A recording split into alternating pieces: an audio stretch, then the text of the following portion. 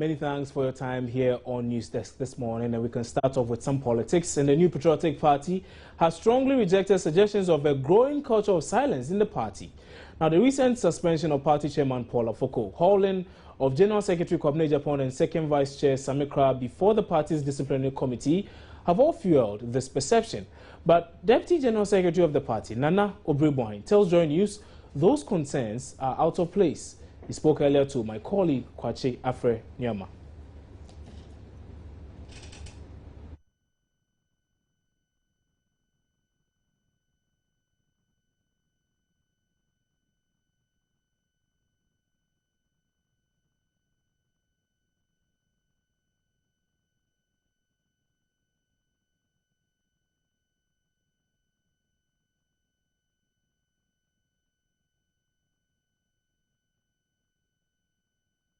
There is no culture of silence. But we are united. Individuals can express their views and sentiments.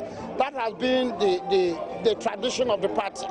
The tradition is that you have the right to express your views, your sentiments, your opinions. Nobody will take you to task.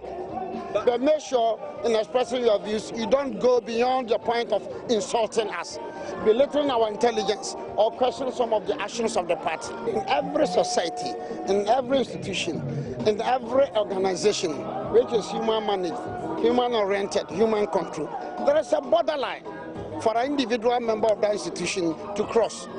At least once you belong to that institution, once you belong to that political party, you must know that at least there are the do's and the don'ts.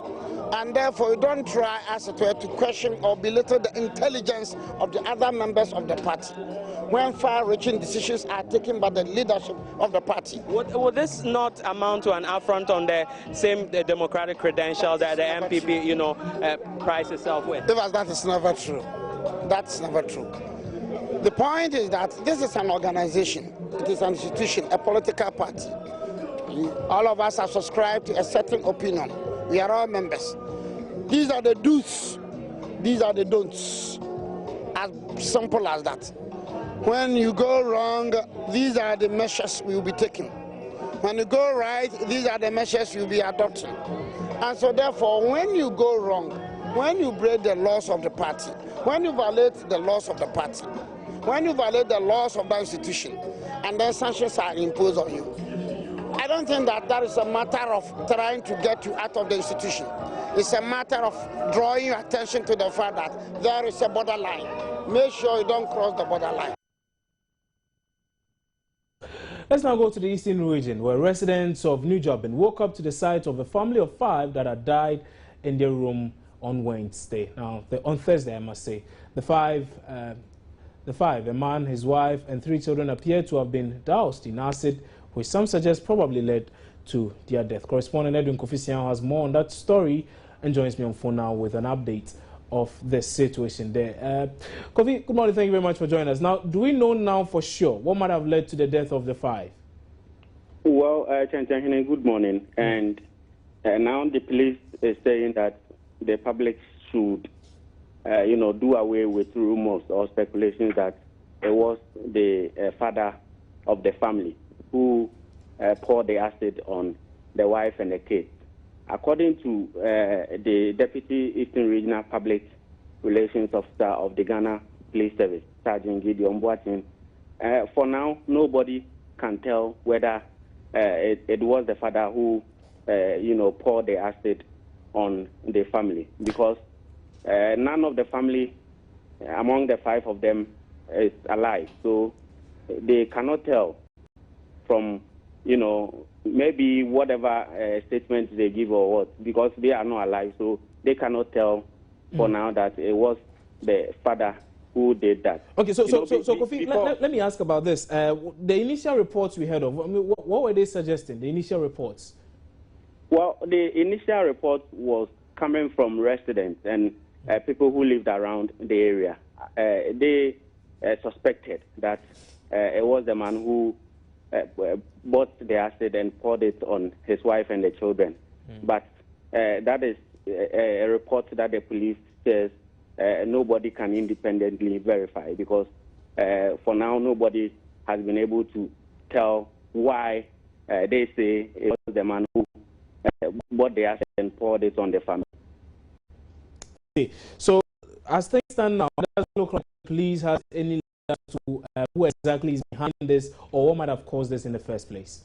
Yes, for now that is what they are saying, but they're saying that they're still investigating and they're sure that they're going to unravel exactly what caused the incident yesterday. Sorry. So tell us about the mood in town generally this morning. I mean, if you've been around, how does it look like? The place is a community, I should say, just some few meters from the main Koforidua township. It's about 2,000 meters, if I'm right, from the main Koforidua township. So when you get to the area, people are really sad. You could see people form groups, 2 or 3 people standing at the place discussing exactly what happened yesterday. So that is, the mood in Koforidua. People are really sad about and surprised about what happened yesterday.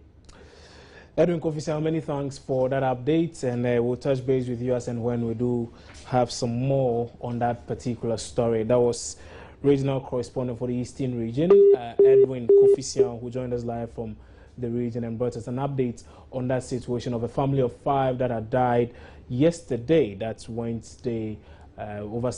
Some say it was an acid attack. The police is saying there was no such thing, and that investigations are currently ongoing. There's no need for the public to speculate. Now, the Dean of Education and Leadership at the University of Ghana has defended the policy against multiple exam resits in colleges of education across the country. Students of the Wesley College of Education in Kumasi staged what turned out to be a violent demonstration on Tuesday against the policy. But Professor Jonathan Fletcher says the policy has come to stay and that it is meant to weed out bad students. I think we have 2 ways of maintaining quality. The first way is to ensuring that people who get onto the program, are qualified. That's one way of doing it. The second way is to make sure that anybody who leaves the program is qualified. Because what happens is that if you don't do that, then you are not protecting society. Yeah. Now, these days it's been very difficult because of examination malpractice and so on. It's been very difficult to control the entry because people come in with entry qualifications, that you say, great. They get onto the program and they are not able to pull their weight. Now, it seems to me that it is fair to actually use the system that is in place to make sure that people either develop when they start the program, and if they are not able to cope, in the interest of society, to make sure and tell them that, look, this program, we don't think we can leave you as a teacher and go out there. You cannot do the work. I think so. For me, it's important to see from that point that we have a responsibility to protect society by making sure that the teachers we release into the system are good.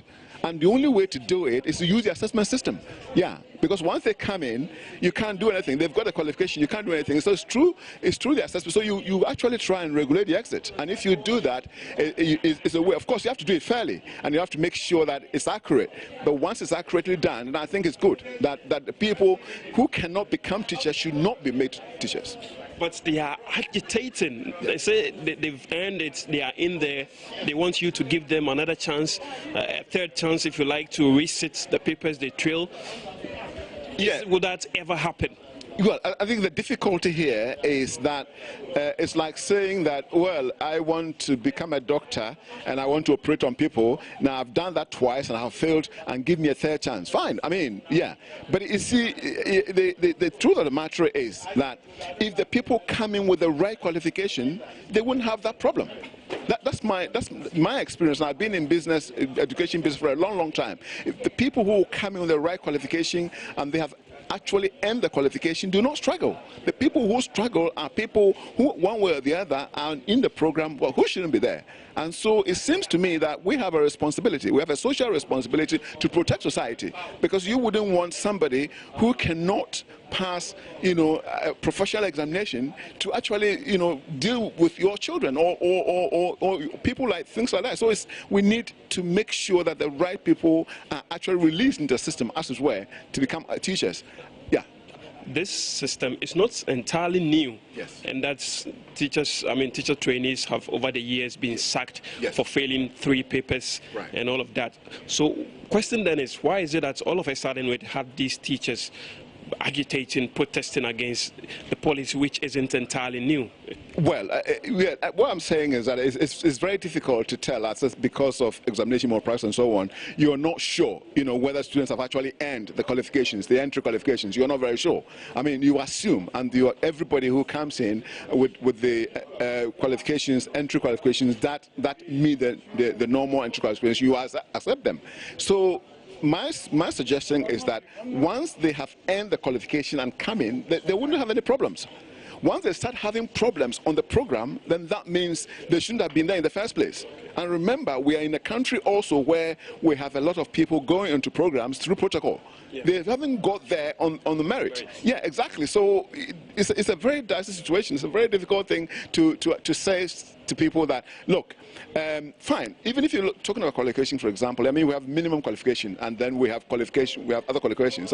So recently, the training colleges and also the diploma awarding institutions have been allowed to accept D7, for example, in Maths and English. Yes, and so they're starting from there. They go in there with D7. Okay, I'm not suggesting that they can't work. It's possible that by the end of the 3 years, some of them would have actually done a lot and improved, their performance in those subjects. I'm not doubting that. But what I'm saying is that if a person comes in a program, with that weak qualification, then what do you expect? Because research has suggested that it takes a person almost a year to move up a grade. Okay, so if you have C6, it probably take you a year to move up to C5 or C4. And so down there, you will need a lot of time to come up to the level that you should have been even before you went in. So it seems to me that the entry qualification thing is relevant, and we need to check that. And I'll always say that if people have been given the opportunity to be on a program, and the program that they qualify to be on, and if they focus and do all they need to do on that program, they're going to be successful. Yeah, if they are struggling, if people are failing 2 times, 3 times, then there's a problem. Yeah, sometimes these rules are there, and people sometimes say that, okay, the rules are there. We know the rules are there, and sometimes people say that, okay, well, no, why don't we, wait and, apply the rules next year? And so nothing happens this year. And the next year you apply it, and there's this hula baloo. And someone said, why don't we give them a chance and do it next year? When are we going to apply the rules? So we must do it and anytime you do it, for some people it will be the first time, even though the rules are there. Yeah. Now, negative socio-cultural perception, stigmatization, limited access to education, and poverty are just a few of the many challenges persons with disability in Ghana face.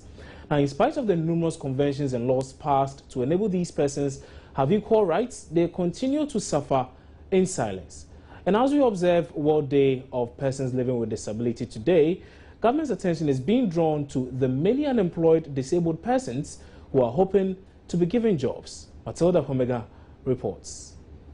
He was not born blind, but after suffering a short illness at age 4, Amoni Nikwe became blind. 36-year-old Nikwe was born and raised in Accra. He lives with his family at Nima, a densely populated suburb of Accra, and does everything on his own. Nikwe knows his way around his immediate surroundings in the neighborhood. Going out to fetch water, washing, cooking, and cleaning his room forms part of his daily routine. The NVTI certificate holder in rural crafts from the Accra Rehabilitation Center is disappointed at the many hurdles inhibiting him from securing a job. He lives on the benevolence of friends and family, but says he is not giving up on achieving something for himself. One of his dreams is to become a radio presenter. This youth employment thing, we try to involve ourselves, but we didn't get a chance. So far as I didn't get a chance, then I decided to do another course, which is that the talent I know I have to be on the radio. My passion is to be in the media, to be a presenter. That's my passion. That's what I know I can do to take care of my family. At times, I sit behind my radio and be picturing the future. I say, wow, one day, I'll also be there. Isaac Yebuafari is 25. He holds a degree in education from the University of Cape Coast. He is currently in a group with 32 other disabled persons seeking to get government's attention to secure them jobs. Having come out of school, having graduated, and where I'm expecting that I will start working and also, start something in life. And if at this time I'm still at home, relying on my family, sometimes I psychologically, I'm very not comfortable psychologically, because it's not that you can't do anything.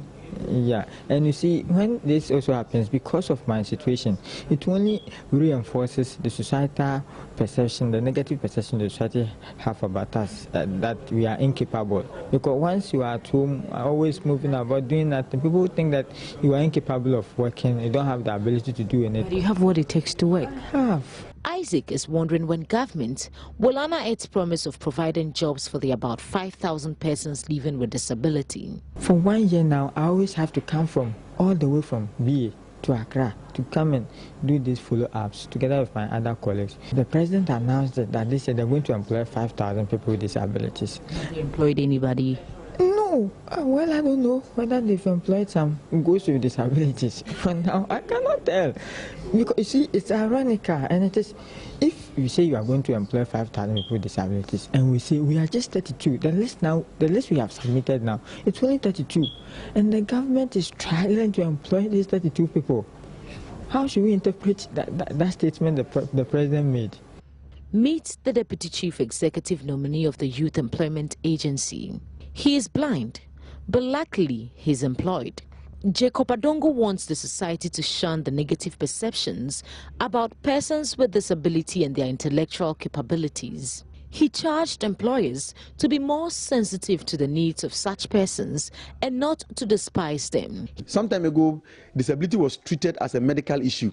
They would treat the disability and treat the disability. Now, they don't no longer treat the disability, they treat the society. It's a society that is sick, that is making people disabled. The desire of many persons with disability is for government to adopt pragmatic measures to turn their lives around.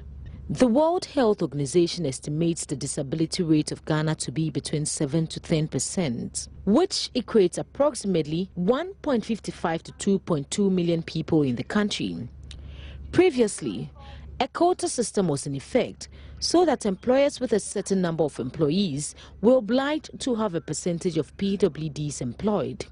However, the system was poorly monitored and has been dropped. According to one administrative directive, persons with disabilities employed in the public sector were entitled to a disability allowance of 48 cedis every 3 months. But that is largely a mirage. The observance of the day aims to promote an understanding of disability issues and mobilize support for the dignity, rights, and well-being of persons living with disability. Getting a person living with disability employed means getting another vulnerable person off the streets. Matilda Pumagan for Joy News, Accra. And we'll bring you much more on the celebration today and what really we have in store for you. But you're still watching News Desk here on Joy News Multi TV. We're taking a break. We'll be back shortly with some more.